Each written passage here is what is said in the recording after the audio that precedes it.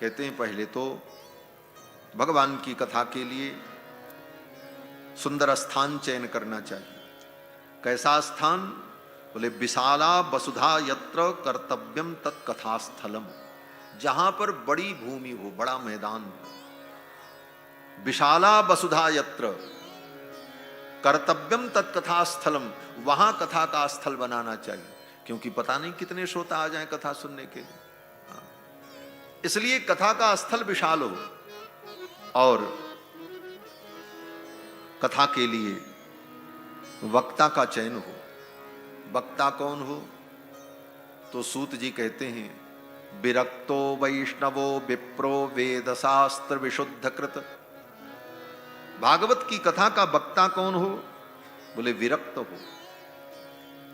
और वैष्णव हो और ब्राह्मण हो और वेद शास्त्र का अध्ययन किया हो। ऐसे विरक्त वैष्णव ब्राह्मण के द्वारा, वेद शास्त्र का जिसने अध्ययन किया है उसके द्वारा भागवत की कथा सुननी चाहिए। आजकल तो भागवत कथा की मर्यादा कौन कहे, अब तो व्यास की मर्यादा भी बिगड़ने लगी। अब तो व्यास पीठ पर महिलाएं विराजमान होकर के भागवत की कथा बांट रही। ये शास्त्र सम्मत नहीं है। यहां पर किसी महिला का अनादर का भाव नहीं, अपितु अधिकार का निरूपण है। किसके लिए क्या कार्य अधिकृत है। हर व्यक्ति के लिए हर कार्य नहीं होता, हर कार्य के लिए अलग अलग अधिकृत व्यक्ति हैं। तो व्यास पीठ पर बैठकर भागवत की कथा को सुनाना या 9 दिन राम कथा सुनाना, यह स्त्री के लिए धर्म नहीं, ये पुरुषों के लिए और ब्राह्मणों के लिए। विरक्तो वैष्णवो विप्रो वेद शास्त्र विशुद्ध कर। दृष्टांत कुशलो धीरः वक्ता कार्योति निस्पृहः।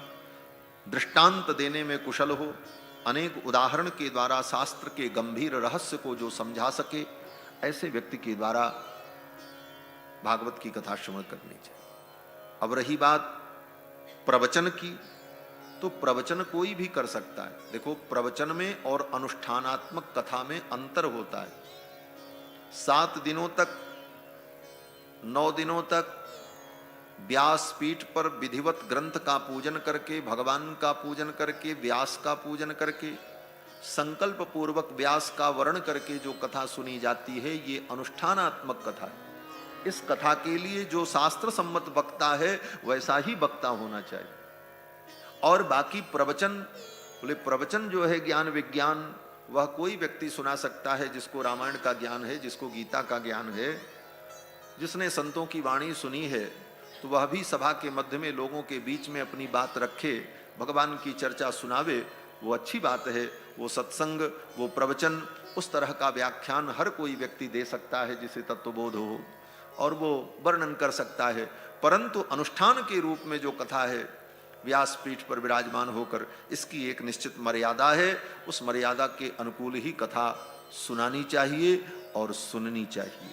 तो विरक्तो वैष्णवो विप्रो वेद शास्त्र विशुद्ध कृत दृष्टांत कुशलो धीरो वक्ता कार्योति निस्पृहः, ऐसे वक्ता का चयन करना चाहिए।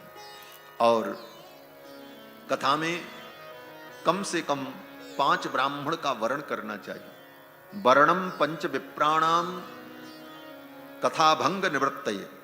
कथा में किसी प्रकार की बाधा न हो, इसलिए 5 ब्राह्मण का वर्ण करना चाहिए। क्यों? बोले सब काम अलग अलग करने वाले हों, एक पाठ करने वाले हों, एक जप करने वाले हों, एक पूजा कराने वाले हों, एक कथा सुनाने वाले हों, और एक अतिरिक्त हों। क्यों? बोले उन चारों में से किसी का काम गड़बड़ होने लग जाए, कोई बीमार पड़ जाए, किसी को कोई समस्या हो जाए, तो काम बाधित न हो, इसलिए एक व्यक्ति अतिरिक्त होना चाहिए, एक्स्ट्रा होना चाहिए। तो वर्णम पंच विप्राणाम कथा भंग निवृत्तये कर्तव्यम तैर हरेर जाप्यम द्वादशाक्षर विद्या। भगवान हरि के मंत्र का जप, द्वादशाक्षर मंत्र का जप और मूल पारायण, इन सारी विधियों को पूर्ण करे और 7 दिन कथा श्रवण करनी चाहिए विधि पूर्वक। कैसे? बोले केवल कथा ही सुनना चाहिए, कुछ नहीं, न खाना चाहिए न पीना चाहिए। उपोष्य सप्तरात्रम, 7 रात्रों तक 7 दिनों तक उपवास करके, कुछ नहीं, केवल कथा ही सुनो, कथा ही पियो, कथा ही खाओ, और कुछ नहीं। अरे महाराज ऐसी कथा कौन करेगा, हम तो मर जाएंगे। बोले अच्छा, तो ऐसा करो कि पानी पी लो और कथा सुनो। पानी की छूट दे दिया वेद व्यास जी ने। हाँ, अगर नहीं कर सकते तो पानी पी करके कथा सुनो। व्यक्ति ने कहा महाराज हम तो पानी पी के भी हमारा काम नहीं चलेगा। तो व्यास जी ने थोड़ी और सहूलियत दी। व्यास जी ने कहा ऐसा करो, दूध पी लो, कथा सुनो। बोले इतने पे भी काम न चले तो, बोले सुख साध्यम भवेद यत्तु कर्तव्यम श्रवणाय तत् फलाहारेण वा भाव्यम एक भुक्तेन वा पुनः। फलाहार करो और कथा सुनो। बोले दोनों टाइम फलाहार करेंगे तो काम नहीं चलेगा, हम दवा खाते हैं, शुगर के पेशेंट हैं, बड़ी बड़ी समस्याएं सबको।